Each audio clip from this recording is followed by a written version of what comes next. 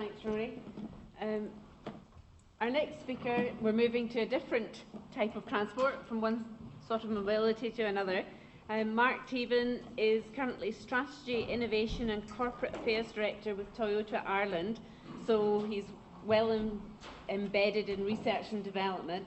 He's been Director of Toyota Ireland for over 20 years and is currently the Chair of Hydrogen Mobility Ireland, which I think Mark's going to tell us a little bit more about. Thank you. Thank you, Barbara. Good afternoon, everybody. And I suppose there have been a lot of very broad topics covered today. I want to bring it back to something pretty narrow, which is how to kickstart hydrogen fuel cell transport in Ireland. Obviously a very specific topic, but we feel that if we can kickstart hydrogen mobility in Ireland, we actually possibly end up kickstarting hydrogen economy in a wider sense. So this is specifically out of a project called Hydrogen Mobility Ireland, which was started at the end of last year. And I think there are 2 points that are important out of it, and they keep coming back in our conversations around this thing. And one of them is timing and the importance of timing for everything. And the other thing is about focused collaboration. There's been a lot of talk about all the various partners in the various projects, and one of the key pieces of this is how do all the disparate partners collaborate successfully together. And I think those are the 2 pieces of this project that are the most interesting, the timing and the focused collaboration that we're trying to pull together. And actually talking about timing, if you allow me to divert for a second, there's a little bit of serendipity in me being here today. In that a couple of weeks ago, one of my kids finished her chemistry degree here in NUIG in Powell's department, although we've never met before. So a little bit of serendipity. If I can. So just a little bit of background of how it came together, because I think it's worthwhile, because also what we have to plan is how we go from here on in terms of what we're going to deliver, what our mission is, the context, some early thoughts. We're more than halfway through a 6-month strategy development phase, but we're not finished yet. So we have some early thoughts. And then if I have time, a little bit of stuff about hydrogen vehicles that are coming from various manufacturers. So there's a lot going on, as you know, in hydrogen transport, fuel cell transport, in various different types of transport. Federico mentioned DLR, Deutsche Aerospace, and that's a 2-seater fuel cell airplane that they have, obviously trains, buses, and there's a lot happening all around Europe, in other parts of the world, Asia in particular, as well. There's a global hydrogen council made up of many big companies across different parts of industry. At the last count, I think there were 8 vehicle manufacturers involved in it. Actually, 9 if you count Airbus as a vehicle manufacturer. They've recently joined. So there's a lot happening with hydrogen. And in last September, we got together with a company called Element Energy, who are specialist advisors on low carbon energy, and started wondering how could we pull together a project to make things happen here. Element Energy have been operating in the sector for quite a number of years. They coordinate a number of the big European projects, and they have worked in France, Germany, Scandinavia, the UK. So what we came up with was initially a 2-part project. First part we kick-started with Element Energy, and we were reaching out to different potential partners and collaborators to see how could we pull together a scope of works, and also talk to, from the commercial side through to the policy making side. We felt it was very important to do that. We allowed ourselves a few months to do that, and then we were setting out on a 6-month strategy build-up process. Our program. While we're doing the strategy development, we also expect to determine what the shape of a near-term deployment project will be like. So we're not just intending to deliver the strategy of how this should look. We also want to deliver how we should do it, and actually identify partners who'd be interested to go and do that. Again, timing is very important, because the timing is the coordination, back to the chicken and egg thing that's been mentioned. How do you create hydrogen refueling infrastructure, and produce fuel cell vehicles in the country at the same time, or introduce them at the same time? So by the end of last year, we had formed this organisation. We'd set up meetings at the end of last year, beginning of this year. And by February, we had an organisation with 11 industrial and 4 policy stakeholders who had committed. It was based on initially a concept paper that was turned into a terms of reference, and it's all pulled together by a confidentiality agreement that we've all signed up to.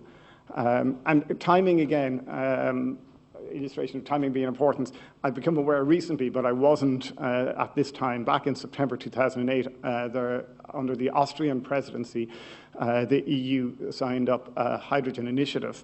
And a bit of serendipity, Ireland has signed up to it last September while we were doing this, unknowns to us. So, lots of places, or a lot of people are looking obviously at hydrogen. And these are the industrial members of Hydrogen Mobility Ireland Consortium. And as you can see, they are across various different parts of the potential hydrogen production and use chain, which is what we intended and wanted to happen. They're all, I would say, successful commercial companies. And while I've said at the beginning, our intention is to kickstart hydrogen mobility, I think it'd be fair to say our ambitions go beyond that. Our ambitions are to scale hydrogen mobility. But of course, we have to start it first before we can think about doing that. The policy stakeholders involved are the Department of Transport, Tourism and Sport, the Department of Communications, Climate Action and the Environment, the Sustainable Energy Authority of Ireland, and very importantly, the Department of Infrastructure in Northern Ireland. And associated part of the group, we have Dr. James Carton representing Hydrogen Ireland Association, James from DCU, who I think will be up next, and is involved in a broad area of hydrogen, not specifically mobility, and Paul, who's just been speaking a few minutes ago, representing the GenCom project. And this is what we set as the mission of Hydrogen Mobility Ireland. So we aim to develop and oversee the implementation of a strategy to introduce the use of hydrogen for mobility in Ireland. And we are talking about mass market introduction of these vehicles and contributing on a meaningful level to Ireland's transport mix. 3 specific aims: create the conditions to facilitate the production of low-carbon hydrogen for use in transport, facilitate the rolling out of refuelling infrastructure, and enable the introduction of fuel cell transport across various vehicle categories. And it's very important to say that we're working hard to make sure this is all-Ireland cooperation. It's a Republic of Ireland focused initiative, but with connections to various Northern Ireland elements. Particularly what we want to do is make sure there is no barrier to the creation of an all-Ireland hydrogen market. And again, back to timing. Reports keep landing on my desk. It's all about hydrogen all over Europe as well as other parts of the world. And it does seem really the case that there have been a lot of false dawns with hydrogen.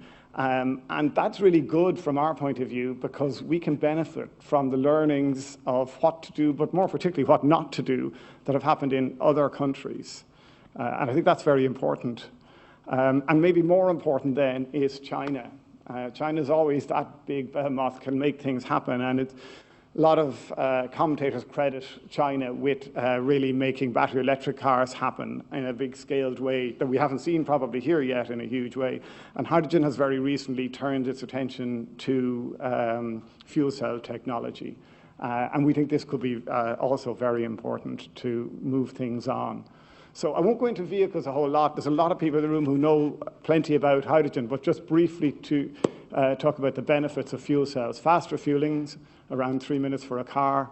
Long range, the Hyundai Nexo is a range of over 650 kilometers in one refuel. That's the longest range of a car currently in terms of hydrogen, which therefore means that the use case for the customer, the owner, has no real compromise. There are obviously no air pollutant emissions.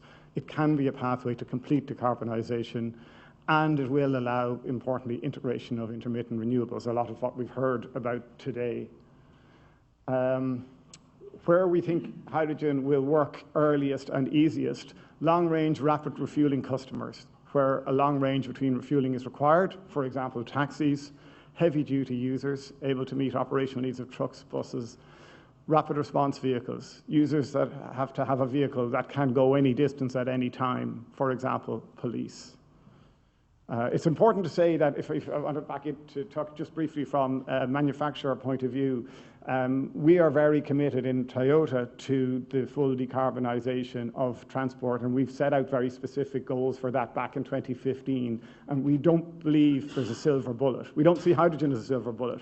We don't see battery electric as a silver bullet. We think there will be a range of technologies that will suit different use cases, and also that will probably blend across each other as well in order to get to full decarbonisation.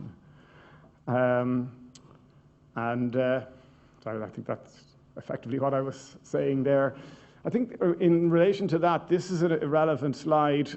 This is produced, I don't know if you can read it clearly there, by Toyota, Hyundai, and Daimler, contributing towards the Hydrogen Council. And basically what that is saying is that the heavier the vehicle and the longer the distance of travel, the more suitable for hydrogen.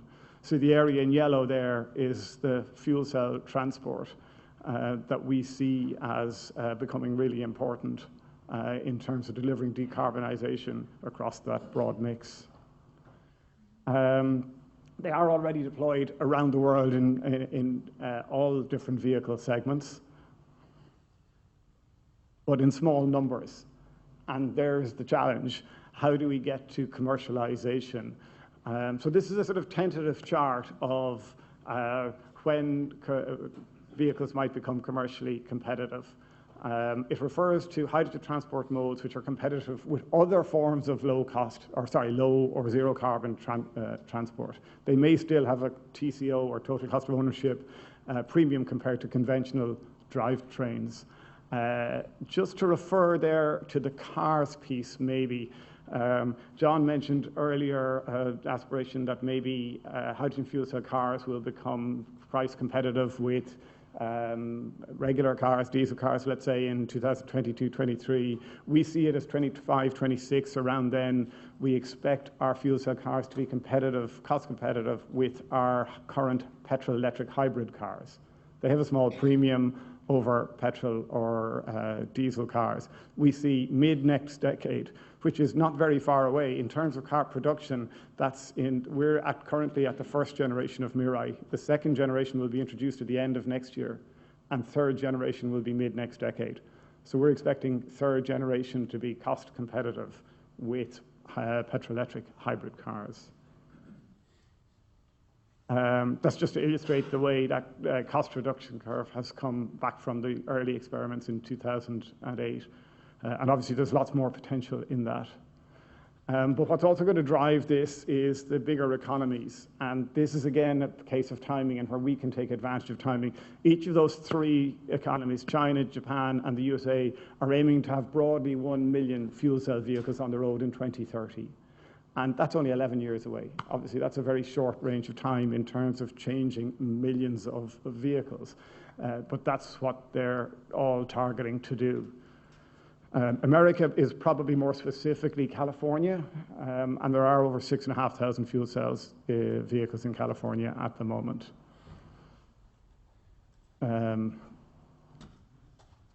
Europe, just a couple of things on what's happening in Europe. So there's not that much deployment in Europe, but the Mirai is on sale at the moment in 8 markets in Europe. When I say it's on sale in very limited quantities.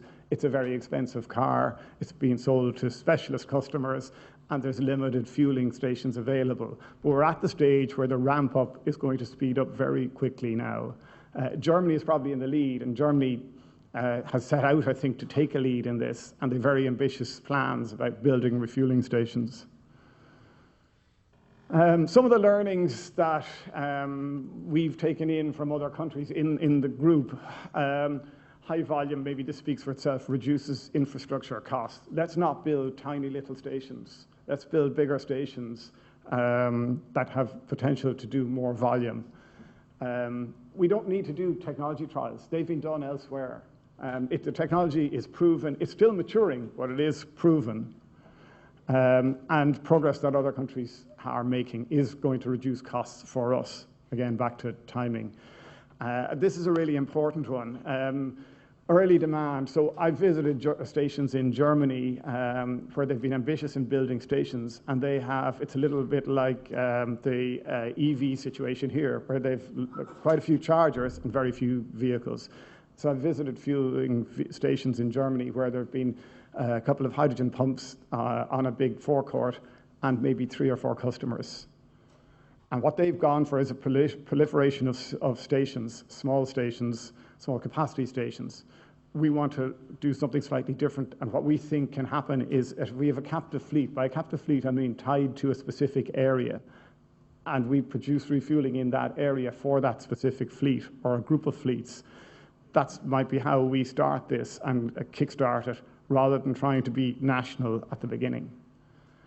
And another one is that heavy-duty vehicles use a lot more hydrogen than cars, and therefore a way to stimulate demand for hydrogen and make it feasible to build a hydrogen refueling station is to focus on heavy vehicles at the beginning. I'll just have an illustration of that there. So if we went for a medium-sized refueling station, let's say 400 kilograms a day, to avoid the ultra-small station, to use the daily capacity would require 800 cars, but that capacity could be met with 200 taxis or 20 buses. So that's about focusing on the point, illustrating the point about focusing on heavy-duty vehicles.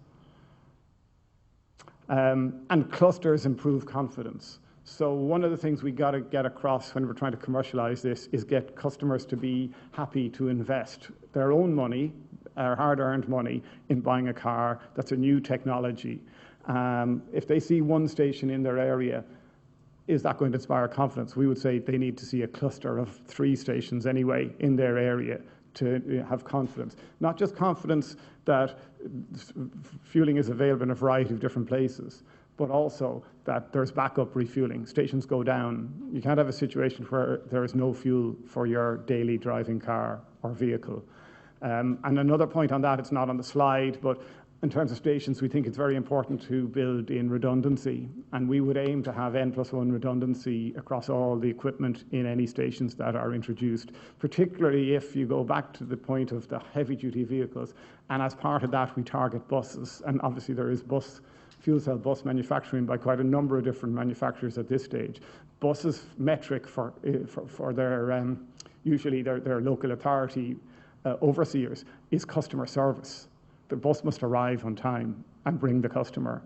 So N+1 redundancy in refueling is absolutely essential to give that type of client the certainty that they can go with this technology. This is what we see as timing. Some of these, what I'm putting down here is tentative. We've a lot more work done than this. Some of it is quite confidential, and it's not worked out to the nth degree where we're not in a position to report on it yet. But to give you an insight of things we're thinking about timing, oh, sorry, I've gone the wrong way there. So from now until November until 2021, a demonstration phase. We want to demystify the technology, so get a small number of vehicles in, but really it's about planning and preparing for the next phase and start the construction of the first cluster and of production sites. We also need to have government confirm what level of support they're prepared to provide to do this, so that in 2023, the first hydrogen refueling station cluster should open. So even if we want to do this today, even if everybody in the room is prepared to put up significant funding to do this, consenting takes time, design and development takes time, regulation takes time. So we see 22, 23 as when we can realistically target to have a cluster of hydrogen refueling stations open and therefore deploy first captive fleets. And we would expect the government to be alongside us, introducing subsidies and tax exemptions for those at the same time. And then we'd go from there for a wider rollout with additional HRS clusters in all major towns and cities and along connecting roads, at different vehicle segments, and hydrogen production would ramp up then to meet demand. And from 2030 onwards, we see hydrogen established as a major transport fuel. Fuel cells become mass market vehicles. There's no point deluding ourselves. It's going to take us that period to get to the situation where we're in a mass market regular customer supply situation, and we're going to have to keep pushing through the first few phases to get to that situation. And a point that a speaker mentioned earlier is we've got to start now so that in 2030 we're contributing in a significant way to decarbonisation. If we push out the start of this, then we're pushing out further the time that we will be making a real difference to decarbonising. And as we all know, CO2 emissions are cumulative. The time is now, not then. So I suppose what we're building to is a situation where we're trying to persuade the authorities and of us all in the room together that we can all jump together now. Make a commitment that's going to take quite a long time to pay back. We've business models behind this, of course. But do it together in the knowledge that we're all in it to commit for the long term, because now is when we have to do that. So summary of findings to date, and as I said, we're not ready. In about 6 to 8 weeks' time, we'll present a report to government, and we've quite a bit of work to do in those 6 to 8 weeks to get there. But action is needed now. We require support from government. At the moment, what we're thinking is they've spent very heavily to support battery electric vehicles over the last number of years, and we need them to match that for hydrogen fuel cell vehicles. Battery electric vehicles are good, but they're insufficient for the required level of decarbonisation. It won't happen without other solutions also. The volume of hydrogen vehicles sold worldwide is ramping up quickly, and the curve will continue to go upwards on that. But hydrogen requires scale to be cost effective. It's very hard to do hydrogen in a small way, in a cost effective way. We recognize that the price of hydrogen per kilogram is not going to match the price of the unit of electricity or the charging of an electric car at the beginning. But we do believe that as those years go on, it will become very competitive once scale comes. And there are wider benefits for the economy beyond transport, much wider benefits. We're talking about the local production, energy security, and other aspects of industry, for example, that will use hydrogen and allow deeper decarbonisation of the power system. I've just a few slides on vehicles. Sorry, go back.